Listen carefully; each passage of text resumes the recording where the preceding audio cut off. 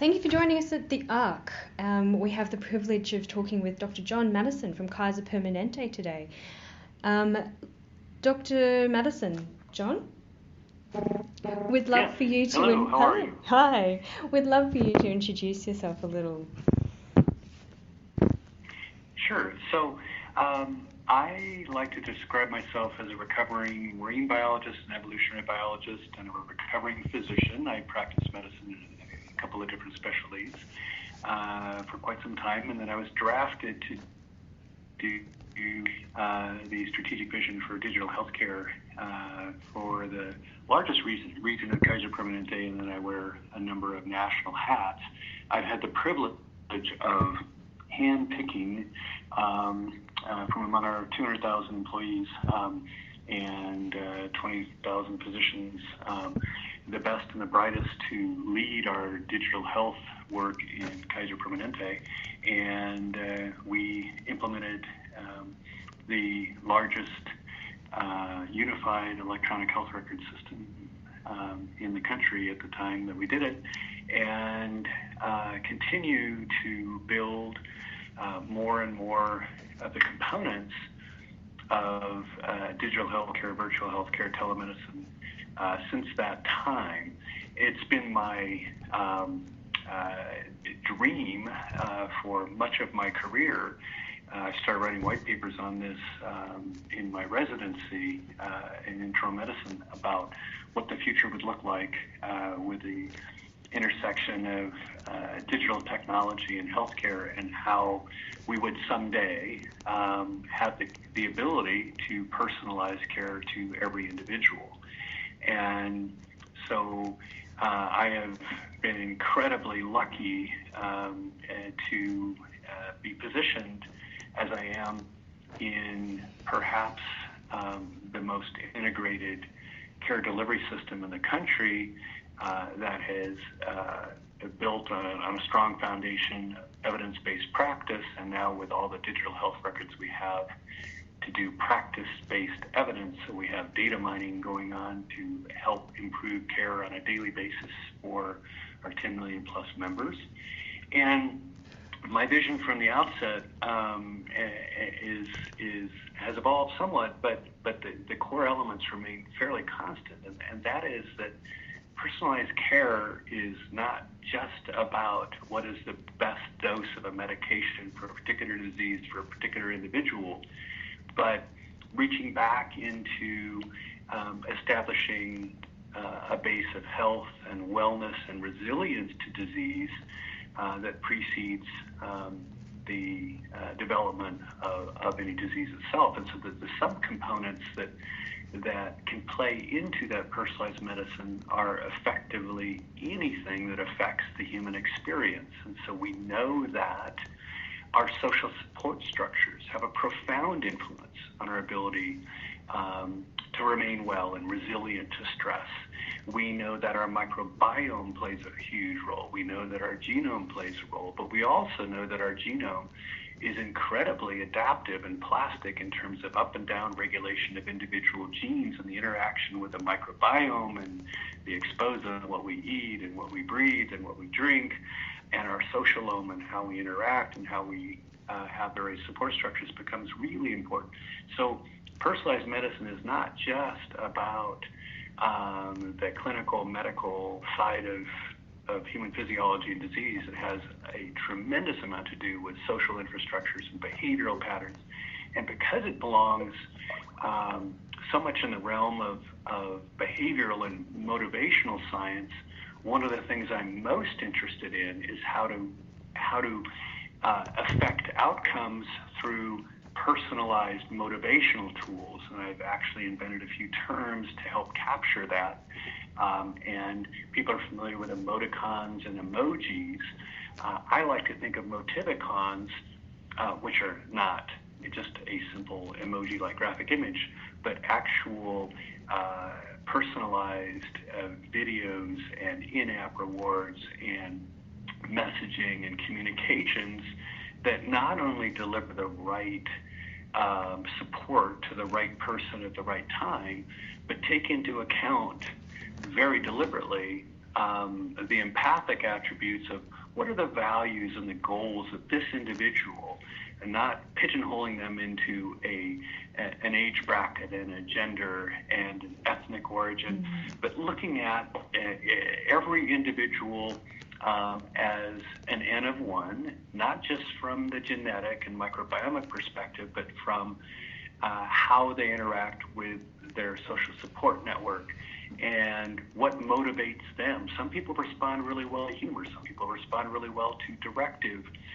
advice. Other people like to have multiple options laid out that you do shared decision making. Other people like to do that shared decision making with their social network. So how do we ask the right questions efficiently to understand what is the motivational receptiveness of an individual to different strategies?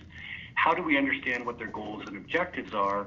And then how do we transform that information about who they are into a communication modality, a communication style, a communication sequence, ensemble, and frequency that addresses their behavioral receptiveness, so that when we help deliver information to them that helps support them in their own goals, within their own value set, that we do it in a way that is most likely to achieve the outcome that they're after. So this really flips the notion of whether we are the authority personalizing our great gift of wisdom to them, or whether we are engaging with their personal wisdom and serving up what science can offer, respecting all of the unique characteristics of that individual in a way that is truly understanding of who they are, where they are, and what's important to them.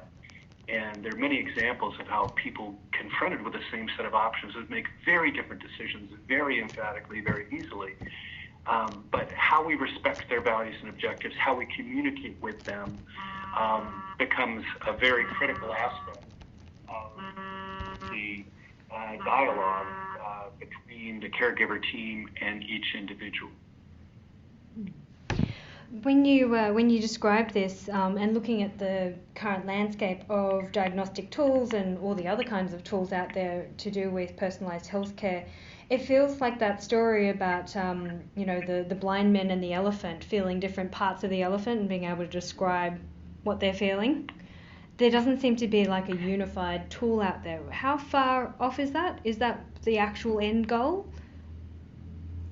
Well, let me reflect on the metaphor of the 5 blind men and the elephant, and instantiate that for the individual in personalized care, and then take it to where I believe it needs to go far beyond that. And so there are actually very siloed solutions and disciplines and subject matter experts that really understand the genome to the extent that we do, really understand the microbiome, really understand the socialome, and there's great research emerging out of social analytics.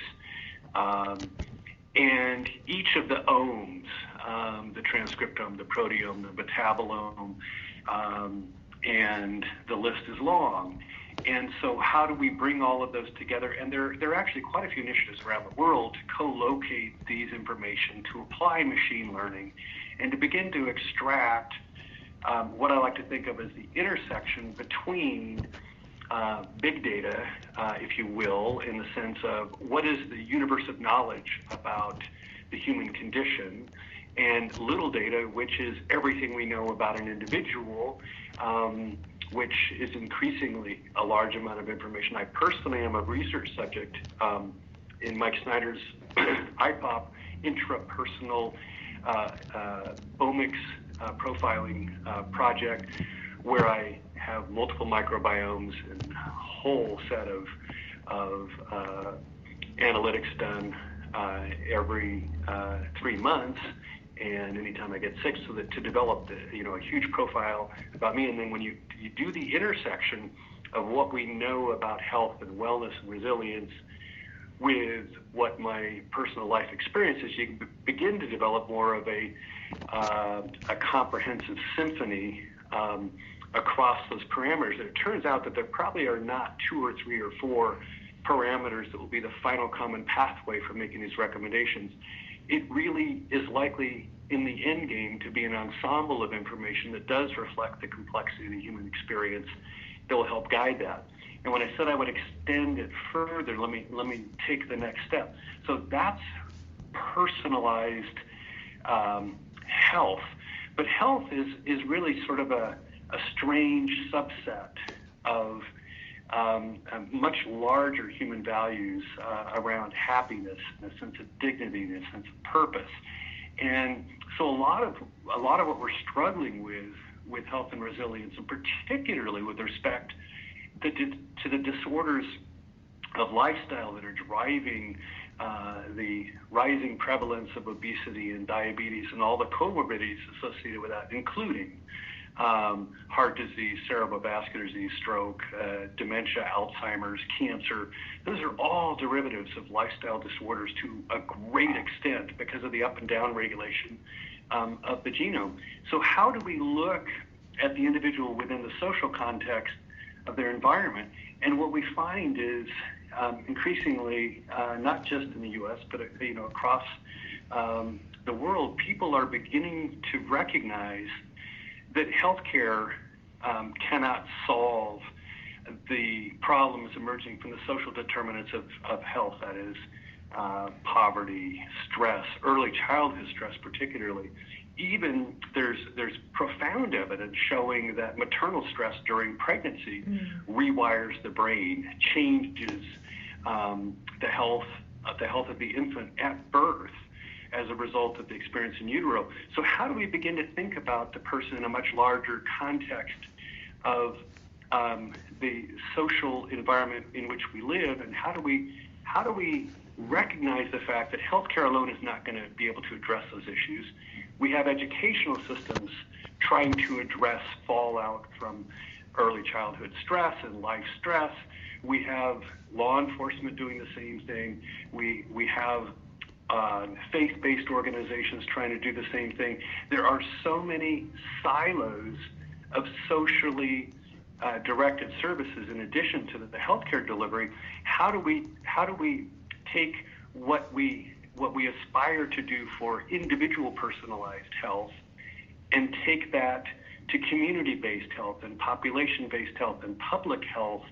And how do we start thinking about the communities that we live in and that provide us either social support or social stress or some element of both? And given that throughout all of human evolution, we've been largely focused on our genome has evolved largely in the context of a tribe, generally between 100 and 200 members in an individual tribe. And now every one of us is a member of many different tribes, which have been so fractionated that the very fabric of social support has begun to unravel.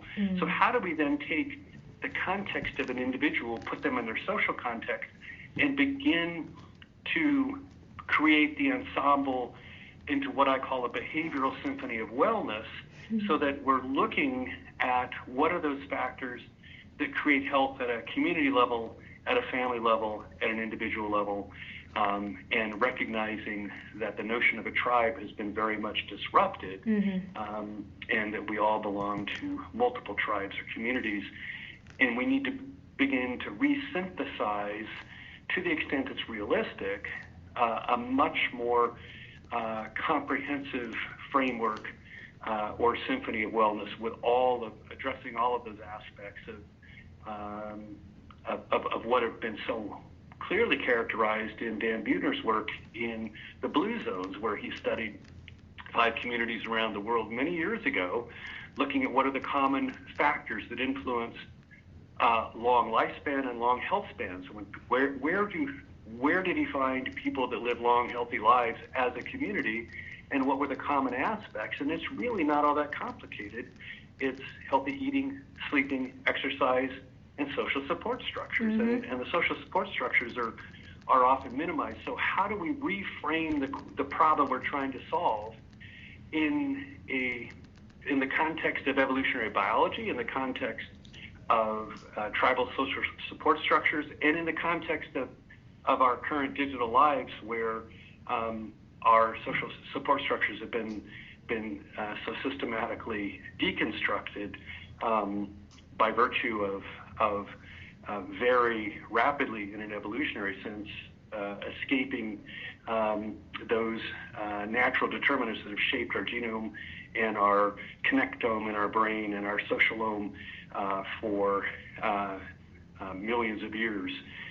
So I think there's an opportunity to take personalized health into a community context, and I think that's sorely missing. We're all trying to solve the downstream toxicity of some of the stresses that are attendant to modern lifestyles, but we're trying to solve it within our silos, much the way we're trying to solve an individual's health issues by expertise in different silos of knowledge about human health and disease. So I think there's an opportunity to do a synthetic, symphonic approach to individual health and to embed that in a notion of community health. And I think until we really reframe the problem we're trying to solve in that broader community sense, I think we're going to continue to struggle with the consequences of the disorders of lifestyle. I love some of the concepts you've mentioned. I just absolutely love the catchphrases: behavioral symphony of wellness, tribes, long healthy lives with commonalities. It's really interesting. I had a conversation this morning with one of our partners, Sean Spence, about being an elder in a tribe and that concept of taking that role within the community. It's a disruptive concept for the healthcare providers because there's so much information, this information overload, not just for ourselves but for our patients. What do you see as the future role of healthcare providers in the community, having come from, I guess, maybe even an elders kind of role previously? Where are they in this? Yeah, that's a really great question, and let me just draw on the conference that I just attended today, sponsored by GigaOM, and focused on artificial intelligence. And one of the fascinating things is that a lot of people who are using the machine learning kind of tools like Amazon's Alexa or Google Home and so forth get frustrated very quickly because the dialogue is nowhere near what one would really hope for artificial intelligence, but yet it still delivers substantial value. And one of the speakers today mentioned that he likes to think of where artificial intelligence today is that it is no better than what an average human can think of in about a second. So it's basically sensory perception and integration, but not much more. And so as we begin to see that expansion of the capacity of machine learning and as it is applied to healthcare so that we can take this massive amount of information about the human experience in general and about each individual human in particular, where is this leading us? And a lot of folks have argued that 80% of physicians will become disintermediated and be unnecessary when we have fully functioning machine learning and artificial intelligence in healthcare, so that self-service becomes the norm. And there's a similar sort of misinterpretation of the original publications on how AI will eliminate 47% of all jobs. Actually, I think the parallel is that the original research that came up with the number of 47% is actually related to what percent of the average person's work can be accomplished effectively by AI and robotics. And similarly, the 80% figure that has been thrown about by several real visionaries is really not that 80% of healthcare members of the healthcare delivery team, doctors and others, will go away, but that 80% of what they currently do can be done as well or better by machines, AI and robotics. So what does that leave us to do with that 80% of the time that is currently being spent on things that are better done by a machine? And quite honestly, most people, when they apply to medical school, really are interested in making the world a better place and making every person they see as healthy as they possibly can. But when you get into the grinding machine and all the constraints and all of the friction in healthcare, a lot of people lose that passionate drive to bend the universe in a positive direction. And I think what the future of AI and machine learning and robotics and all of the technology that can, in fact, do much of what physicians and others do better than we currently do is fully realized, we're going to actually be able to take a step back and return to our roots of how do we really listen to people, and how do we become part of their social support structure? How do we become empathic to what their true needs are as a human rather than as a diagnosis code or a disease? And so I actually am not concerned that we're going to have too many healthcare workers anytime soon.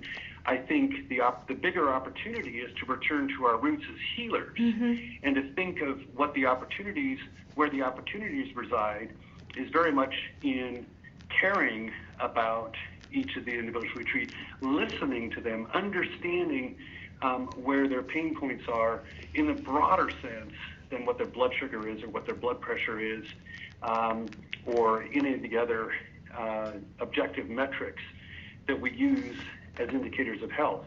So I actually am very optimistic that some of the despair, over 50% of physicians in some surveys in both the UK and the US have claimed that they're burned out and stressed from their practices. I'm actually very optimistic that the injection of AI and robotics and machine learning and all of these new technologies into healthcare is going to release health workers and physicians to be able to experience and express more empathy. I think we need to select more for people going into the profession for that, and I think we need to have a much better way of reinforcing that. So I think that the practice of medicine is going to change, but in a very ironic way, it's a back to the future of the country physician with very little tools, really doing a lot of healing through the act of caring itself. That alone is insufficient, but when augmented with AI and machine learning and robotics and so forth, I think it's going to be a very, very rewarding, satisfying profession with a much lower rate of burnout when we realize the benefits of some of these new tools. John, I feel like we're just getting into the conversation. We'd love to have you back on the ARC later on just to explore even that aspect of physician burnout and how we can apply personalised healthcare to ourselves first. Like physician, heal thyself. I know that I'd be happy to do that. Oh, thank you. I know that you're about to head off. I just wanted to do a shout out for your South by Southwest appearance coming up soon. Well, thank you so much. It's been a pleasure talking to you. Wonderful. We'll post those details about the books that John has mentioned, as well as the South by Southwest presentation. John, if they wanted to catch your presentation at South by Southwest, do you have the details and the topic to hand? Actually, the topic is person-centered healthcare, and it was originally patient-centric healthcare, and I corrected that because patient-centric is itself an oxymoron, because patients is what conventional doctors call people, and so I like to think of person-centric healthcare. I do not know the date or time, but you can probably find that out and inject it into the podcast. That sounds wonderful. Thank you so much for your time. John, it's been an absolute pleasure. Thank you. Absolutely. I appreciate it. Take care.